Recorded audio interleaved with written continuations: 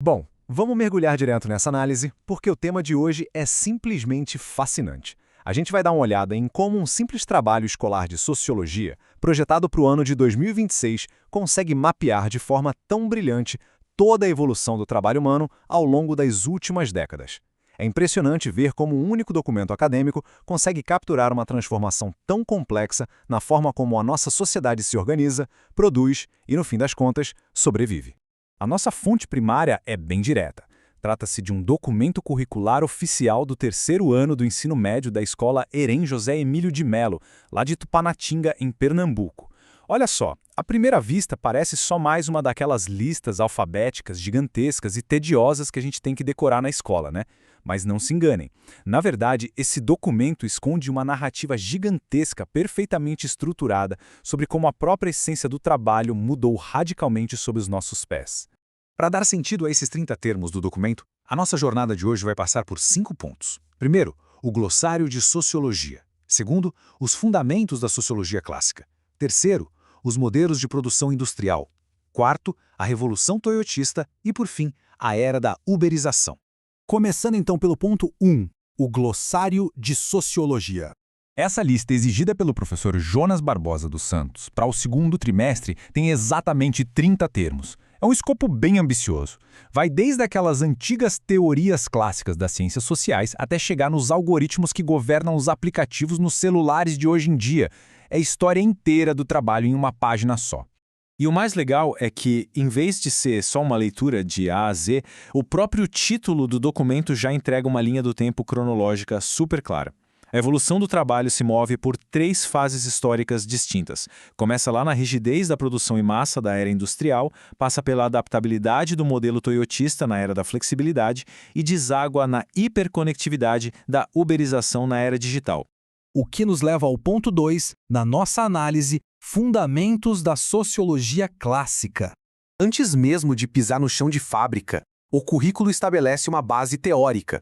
O ponto crucial aqui é que termos desenvolvidos por pensadores clássicos como Marx e Durkheim são introduzidos puramente como estruturas acadêmicas fundamentais. Conceitos como alienação, divisão do trabalho e mais-valia aparecem aqui não como palavras de ordem, mas como lentes analíticas essenciais. São literalmente as ferramentas científicas para a gente conseguir diagnosticar e entender a dinâmica de poder, de valor e de produção que sustenta qualquer sociedade. E, para fundamentar essa análise, o documento faz uma justaposição muito clara entre duas forças matrizes. De um lado, a burguesia, que é definida pelo controle dos meios de produção, ou seja, os donos das fábricas e das máquinas. Do outro, o proletariado, a classe que depende do trabalho assalariado, vendendo a sua força de trabalho para sobreviver. Esse contraste é o que configura o palco e estabelece aquela tensão fundamental que impulsionou toda a engrenagem da era industrial. E é exatamente aí que entramos no ponto 3. Modelos de produção industrial.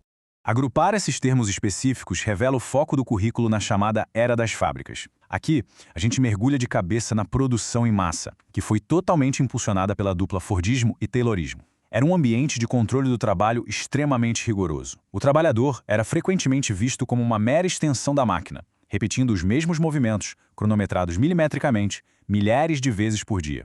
Isso nos leva a uma das distinções mais inteligentes que aparecem no glossário, destacando uma tensão enorme nesse controle inicial da indústria, a diferença entre o trabalho prescrito e o trabalho real. O trabalho prescrito é aquele manual de procedimentos perfeitamente idealizado pela gerência lá do conforto dos escritórios. Já o trabalho real, bom, é a realidade nua e crua, com todas as falhas das máquinas, as improvisações e o esforço físico imprevisível do chão de fábrica. Basicamente, é a teoria limpinha colidindo de frente com a realidade humana que é sempre mais caótica. Com o tempo, essa rigidez precisou evoluir. É o nosso ponto 4, a revolução toyotista. Essa mudança de paradigma marca o distanciamento daquela produção em massa engessada, impulsionada agora pela adoção do modelo de produção da Toyota. Aquele acúmulo desnecessário de estoque chega ao fim com inovações como o Just in Time, onde os materiais chegam na fábrica exatamente na hora em que são necessários, tem também o sistema Kanban para gestão visual e os famosos círculos de controle de qualidade. Aquela velha lógica de produzir a qualquer custo dá lugar a uma estratégia focada em eficiência absoluta, sem desperdício e com correção constante de erros. Claro que, para essa nova engrenagem rodar, Foi exigida uma transformação completa do próprio elemento humano, né? Aquela figura do operário que apertava um único parafuso o dia inteiro já não servia mais. O currículo aponta então para a introdução do trabalhador polivalente e do trabalhador just in time. As empresas passaram a demandar uma força de trabalho super versátil, onde a pessoa precisa saber operar múltiplas máquinas, resolver problemas na hora e estar disponível sob demanda, para acompanhar a velocidade implacável dessa nova manufatura. E, finalmente, chegamos ao ponto terminal do documento. Ponto 5. A era da uberização. Para entender a economia em que a gente vive hoje, o material faz uma transição genial. Ele contrasta o trabalho material, que é aquele esforço físico tradicional para transformar matéria-prima em produtos palpáveis, com o chamado trabalho imaterial. Este é o trabalho cognitivo, baseado em dados e informação. É o esforço mental que não gera necessariamente um objeto físico, mas produz softwares, análises e ideias. É essa ponte sociológica que tira a produção de dentro das fábricas de tijolos e a lança diretamente no ciberespaço. O escopo da lista se moderniza de vez catalogando as nossas rotinas diárias, o teletrabalho, o modelo híbrido de home office e essas novas formas de trabalho. Mas, talvez, a inclusão mais profunda aqui seja o trabalho afetivo e emocional, citando o conceito clássico da socióloga Roche Schild. O que isso nos diz? Que na economia de serviços de hoje, ser profissional frequentemente significa ter que regular as próprias emoções. Tem que sorrir, ser acolhedor, engolir sapos, tudo para garantir a satisfação do cliente. Os sentimentos se tornaram literalmente ferramentas de trabalho exigidas pelas empresas. Então, a grande sacada é que esses termos finais representam o destino de toda essa jornada sociológica. Conceitos como uberização e plataformização mostram a realidade atual. Os algoritmos substituíram os velhos gerentes com pranchetas no chão de fábrica.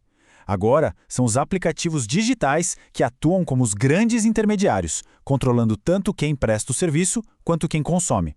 Hoje, é a tecnologia que dita implacavelmente como, quando e por quanto o trabalho acontece. Chegando ao fim da nossa análise de hoje, é impressionante parar para pensar na velocidade com que toda essa evolução ocorreu.